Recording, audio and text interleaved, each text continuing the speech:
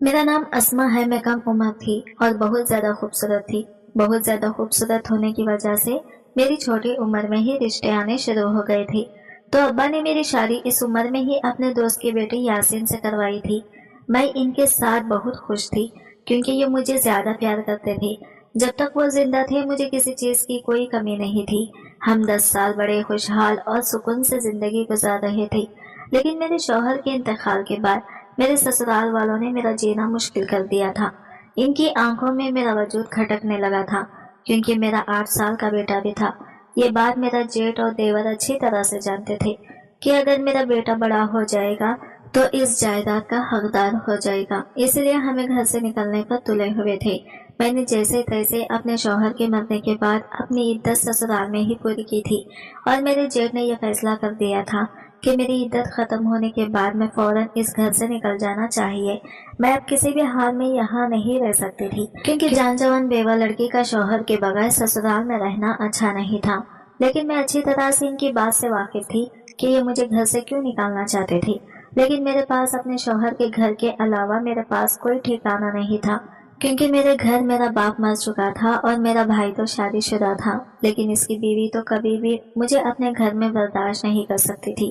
फिर मैं इनके पैर पकड़ लिए कि प्लीज मुझे इस घर से ना निकाले, भले ही मेरा शौहर का हिस्सा मुझे मत दीजिए। लेकिन मेरे ससुराल वाले तो बेरहम थे। उन्होंने मुझ पर थोड़ा सा भी रहम ना खाया और उन्होंने मुझे और मेरे बेटे को इस घर से निकाल दिया। मजबूरन मुझे अपने बेटे को साथ लेकर अपने मैके जाना पड़ा और जैसे ही मैं अपने घर पहुंची तो मेरे भाई ने मुझे सीने से लगा लिया। मुझे मैके आए हुए 4 दिन हो चुके थे। मेरी भाभी ने भी मेरा अच्छे से ख्याल रखा था, लेकिन इसके बाद इन्हें एहसास हो गया कि मैं और मेरा बेटा भाई पर हमेशा के लिए बोझ बनने वाले हैं। शायद यही सोचा होगा उन्होंने, तो इनका रवैया हमसे खराब हो गया। मैं इस घर की बेटी से कब इस घर की मुलाजिमा बन गई मुझे खुद पता नहीं चला था। भाई तो सारा दिन ऑफिस में गुजारा करता था और यहाँ घर में भाभी मुझ पर सारे घर का काम डालकर कमरे में आराम करती रहती। मुझे घर के काम करने में कोई मसला नहीं था, लेकिन भाभी के ताने तो मेरा जीना हराम कर दिया था और हर वक्त अपने किए जाने वाले एहसान के बारे में जताती रहती थी। तो मेरा दिल खून के आंसू होता था। मेरे भाई की बेटी भी थी, वो मेरे बेटे की जितनी उम्र की ही थी। भाभी ने तो अपने बच्चों को बहुत अच्छे स्कूल में दाखिला करवाया था, लेकिन मेरे बेटे फहाद को स्कूल भेजने की तो दूर की बात, घर के काम काजों के लिए रख लिया था। लेकिन इस बात को बर्दाश्त करना आसान नहीं था। मैं दिन रात इनकी खिदमत करती रहती थी, लेकिन इसके बावजूद भी वो मेरे बेटे को तालीम नहीं दिलवाती थी। मुझसे बर्दाश्त नहीं हुआ तो भाई से फवाद के स्कूल में दाखिले की बात की तो भाई ने फवाद को भी स्कूल दाखिला करवा दिया। लेकिन इस बात को लेकर मेरी भाभी बहुत गुस्सा हो गई थी, तो रोजाना घर में झगड़ों की बरसात होती। आखिरकार एक दिन तंग आकर मैंने भाई से कह दिया कि मैं किसी बूढ़े से भी निकाह करने के लिए तैयार हूँ। आप मेरा किसी बूढ़े से ही निकाह करवा दें जो मेरा और मेरे बेटे का सारा खर्चा उठा सके। मेरा भाई भी मजबूर था, वो सारी जिंदगी मेरा खर्चा नहीं उठा सकता था। इसने रिश्ते करवाने वाली आंटी के जरिए मेरे लिए एक रिश्ता ढूंढ लिया था। उम्र तो इस आदमी की 60 साल थी, मगर वो एक बिजनेसमैन था। मेरा बेटा फवाद इस रिश्ते पर राजी नहीं हुआ था। वो बहुत उदास उदास था। वो कहता, अम्मी आप दूसरी शादी ना करें वरना मैं ये घर छोड़कर चला जाऊंगा। अपने बेटे को रोता देखकर मैंने दूसरी शादी से इनकार कर दिया था और अपनी भाभी से तंग आकर अपने भाई का घर भी छोड़ दिया और एक छोटे से किराए के घर में फवाद के साथ तन्हा जिंदगी गुजारना शुरू कर दी। फवाद को स्कूल में दाखिल करवा के मैंने खुद भी इसी स्कूल में उस्तानी की नौकरी कर ली और बड़ी मुश्किल से जिंदगी की गाड़ी को घसीटने लगी। मैंने बेवगी के बाद वो वक्त भी देखा जब एक वक्त की रोटी खाती तो 2 वक्त खाली पेट गुजारा करती। कभी कभी मेरी आंखों में ये सोचकर आंसू आने लगती कि जब तक शौहर का साया मेरे सर पर था मेरी जिंदगी कितनी खूबसूरत थी। लेकिन शौहर के जाते ही दुनिया के असल रंग मुझे नजर आने लगे थे। औरत की जिंदगी की खूबसूरती वाकई इसकी जिंदगी में शामिल मर्द के दम से होती है और इस बात का एहसास मुझे मेरे शौहर सादिक के जाने के बाद शिद्दत से होने लगा था। कभी कभी मेरा भाई मुझसे मिलने के लिए आता तो बहुत दुखी हो जाता। वो नहीं चाहता था कि मैं इस तरह दर दर की ठोकरें खाऊं, लेकिन मुझे भी ये बात गवारा नहीं थी कि मेरी वजह से इसका शादीशुदा घर खराब हो जाए। मैंने बाहर की दुनिया में कदम रखा तो मुझे दुनिया के सभी रंग नजर आ गए थे और मैंने फैसला किया कि मुझे अपने इस जॉब के साथ कोई ना कोई छोटा सा काम शुरू कर देना चाहिए ताकि जिंदगी को सही तरीके से आगे बढ़ा सकूं। वैसे भी जवाब बड़ा हो रहा था और इसकी जरूरियात में इजाफा हो रहा था। मैंने अपनी तनख्वाह का कुछ हिस्सा और भाई के दिए हुए पैसों को जमा करके एक छोटी सी दुकान खोल ली, जहां मैं औरतों के मेकअप वगैरह का सामान बेचने लगी थी। सादिक के जाने के बाद से मैंने बहुत मुश्किल वक्त गुजारा था, लेकिन आहिस्ता आहिस्ता वक्त बदलने लगा था। मेरी मुस्तकबिल मजाजी मेरी मेहनत और मेरी दुआएं रंग ले आई थी और मेरी ये छोटी सी दुकान बड़ी हो गई थी। मैं खुद भी दुकान चलाती थी और फवाद की पढ़ाई पर भी पूरी तवज्जो देने की कोशिश करती थी। कई साल ऐसे ही गुजर गए। मेरा कारोबार चमक गया और मेरी दुकान एक बड़े स्टोर में बदल गई। वक्त के तकाज़ों के मुताबिक मैंने नई चीज़ों का इजाफा भी किया और काम करने के लिए मजीद बेवा और बेसहारा औरतों को भी अपने पास रख लिया। मैं अपने काम से पूरी तरह मुतमईन थी। शबाबी एक दिन मेरी दुकान पर मेरा देवर असद आया था। 8 साल के बाद इसे अपनी आंखों के सामने देखकर माजी के सारे जख्म ताज़ा हो गए। असद का तो पहले इस बात पर यकीन न आया कि मैं जिंदगी में इतनी आगे बढ़ चली हूँ और एक चमकते हुए कारोबार की मालिक बन गई हूँ। लेकिन जब इसे एहसास हुआ तो वो शर्मिंदा हो गया और वो हाथ जोड़कर माफी मांगने लगा कि बड़े भाई के फैसले के आगे वो सर नहीं उठा सका था, जबकि इसे मेरे और फवाद के दुख का एहसास था। मैंने ये सोचकर असद को माफ कर दिया कि वो मेरे शौहर असद का भाई है और असद अपने छोटे भाई से बहुत मोहब्बत करते थे। असद हमारे घर आने जाने लगा था और फवाद से बहुत मोहब्बत करने लगा था। असद का बेटा मेरे बेटे फवाद का हम उम्र था। इन दोनों में काफी गहरी दोस्ती हो गई थी। मुझे भी इस बात की खुशी थी कि मेरे बेटे को चाचा का प्यार मिल गया है। वो बेचारा तो सारी उम्र रिश्तों के लिए तरस गया था। फवाद अब 16 साल का होने वाला था और इसके अंदर पिछले कुछ दिनों में काफी तब्दीली आ गई थी। मैं दुकान से घर आती तो वो मुझे खोया खोया सा नजर आता था। घर से बाहर निकलता तो रात को देर से घर आता था। मैंने घर में काम के लिए नौकरानी रख ली थी और वो मुझे अक्सर कहती कि पता नहीं बीबी जी फवाद साहब को क्या हो गया है, सारा वक्त अकेले कमरे में बंद रहते हैं। मैं जब भी फवाद से इस बारे में पूछती तो वो कहता कि इम्तिहान करीब है और वो तैयारियों में मसरूफ है। मैंने शुरू से फवाद की अच्छी तरबियत की थी, इसलिए मुझे इसके बिगड़ जाने का डर नहीं था। वैसे भी वो मेरे देवर असद के बेटे फरहान के अलावा और कहीं नहीं जाया करता था। फवाद के इम्तिहानों में बस कुछ दिन बाकी रह गए थे और आजकल पढ़ाई में वो बहुत ज्यादा मसरूफ रहने लगा था। मेरा काम भी बहुत बढ़ गया था। पिछले कुछ दिनों से मेरी तबीयत भी ठीक नहीं थी। मुझे शरीर चक्कर आ रहे थे। एक दिन मैं स्टोर से घर लौटी तो चकराकर फवाद के कदमों में ही बेहोश हो गई। वो मुझे देखकर बहुत परेशान हो गया और करीबी क्लिनिक ले आया, जहां पहुंचकर मेरे सर पर आसमान गिर पड़ा। ये सर्दियों की एक शाम थी, लेकिन फिर भी मेरा सारा वजूद पसीने से शराबुद हो गया था। मैं डॉक्टर की क्लिनिक में बैठी थी और जो बात डॉक्टर ने मुझे बताई थी वो सुनकर मेरे होश उड़ गए थे। मुझे अपने कानों पर यकीन नहीं आया था। ये कैसे हामिला हो गई थी। मेरे कदमों तले से जमीन निकल गई थी। मैं एक बेवा औरत थी। मेरे शौहर के इंतकाल को कई साल गुजर गए थे और डॉक्टर ने मुझे बताया था कि मैं 2 महीने से उम्मीद से हूँ। इस बात ने मुझे लर्जा कर रख दिया था। मैंने डॉक्टर से पूछा कि आपको कोई गलतफहमी तो नहीं हुई, लेकिन डॉक्टर ने इनकार में सर हिला दिया। तब मैं अपनी रिपोर्ट उठाए खामोशी से क्लिनिक से बाहर निकल आई। बाहर मेरा बेटा खड़ा था। मुझे देखकर फिक्र से पूछने लगा, अम्मा सब खैर तो है ना? डॉक्टर ने क्या कहा है? आप अचानक बेहोश कैसे हो गई थी? फवाद के सवालों पर मैं इससे नजरें चुराने पर मजबूर हो गई थी। मैं इसे क्या बताती कि मैं कैसे हामिला हुई हूँ, और वो भी उम्र के इस हिस्से में। वो तो मुझे बदकिरदार ठहरा देता, जबकि मुझे तो खुद भी समझ नहीं आ रहा था कि ये कैसे हो गया है।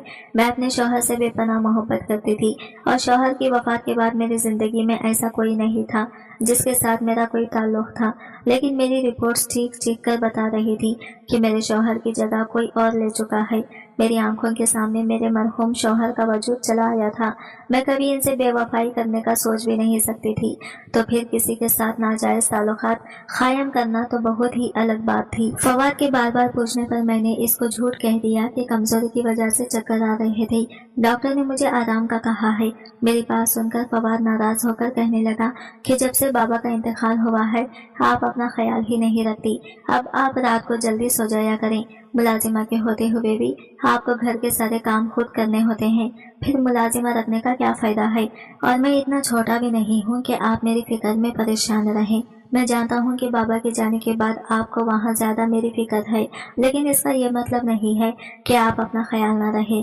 आप अपना ख्याल ना रखें। اس کی بات سن کر میں دکھ سے مسکرا دی تھی۔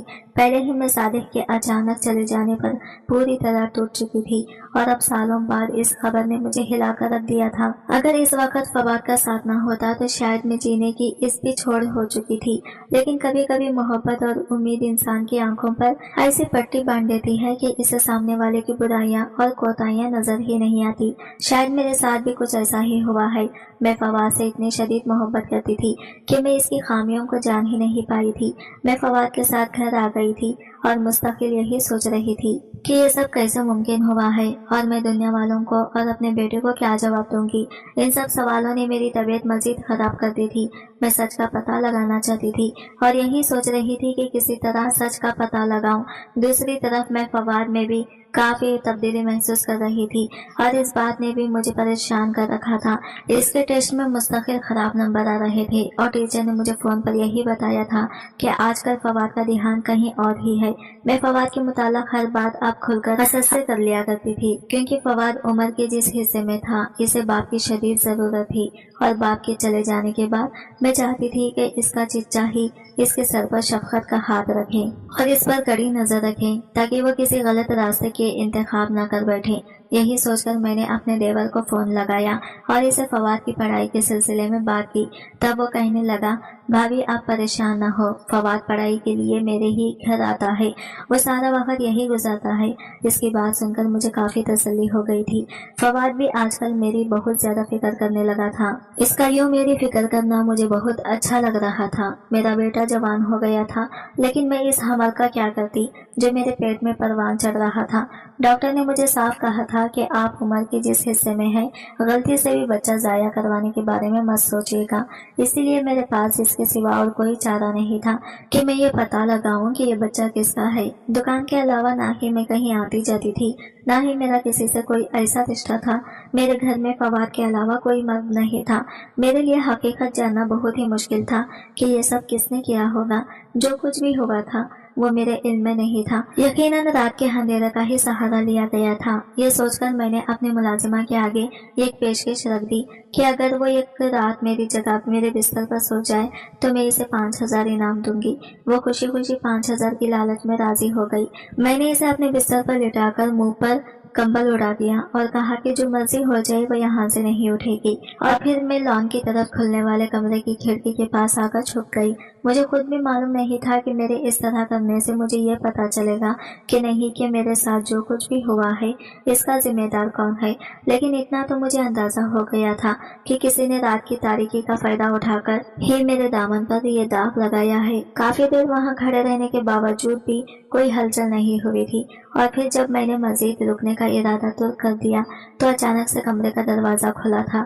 تب میں سانس روکے کمرے کے اندر کا منظر دیکھنے لگی اور یہ دیکھ کر میری جان نکل گئی کہ آدھی رات کو میرے کمرے میں کوئی اور نہیں بلکہ میرا بیٹا آیا تھا، جس نے مجھے کہا تھا کہ وہ ساری رات فرحان کے ساتھ گزارنے والا ہے، اور کچھ دیر پہلے ہی میں نے اسد کو فون کر کے اس بات کی تسلی بھی کی تھی کہ وہ اسی کے گھر موجود ہے۔ پھر فواد اس وقت یہاں کیا کر رہا تھا؟ میں حیران ہو کر اسے دیکھ رہی تھی۔ وہ دبے پاؤں میرے بستر تک آیا تھا۔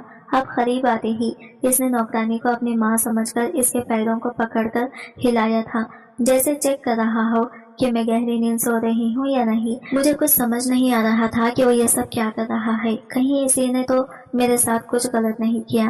ایسا خیال آتے ہی مجھے اپنی سوچ پر شرمندگی ہونے لگی۔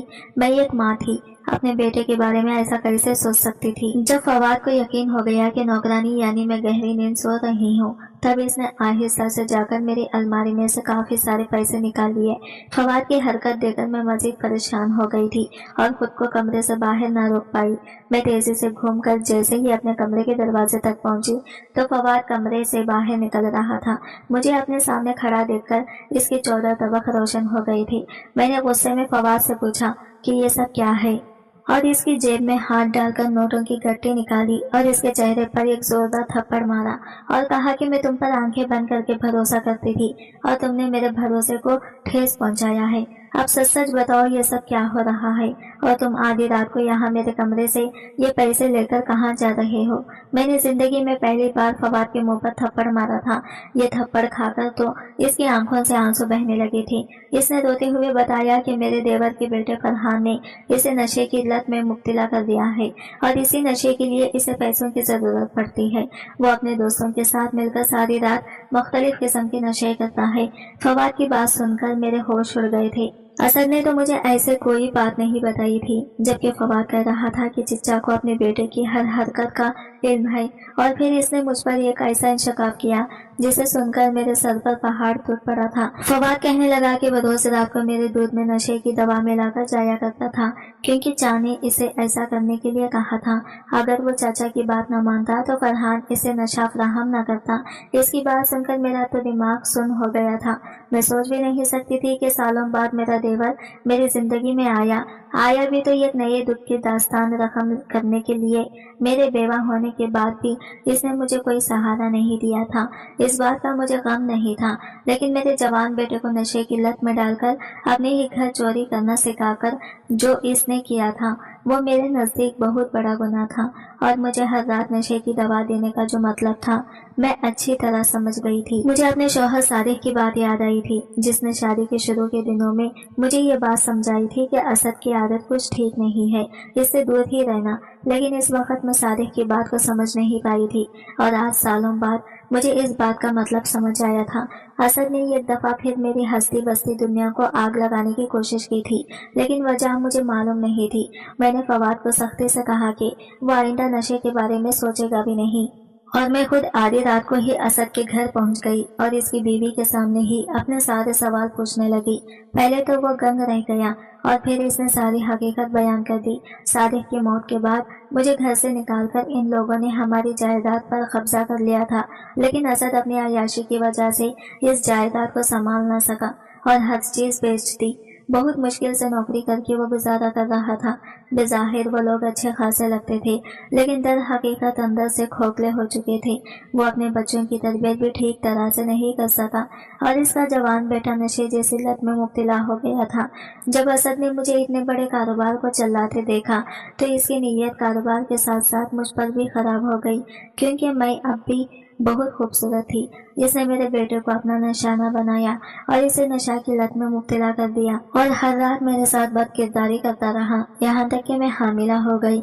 इसने सोचा था कि जब मैं हामिला हो जाऊंगी तो अपनी बदनामी के डर से निकाह के बारे में सोचूंगी और वो खुद मुझसे निकाह कर लेगा। इस तरह वो मेरे जमाई कारोबार का मालिक भी बन जाएगा, और नशे की वजह से फवाद भी इसके रास्ते का निशाना रहेगा।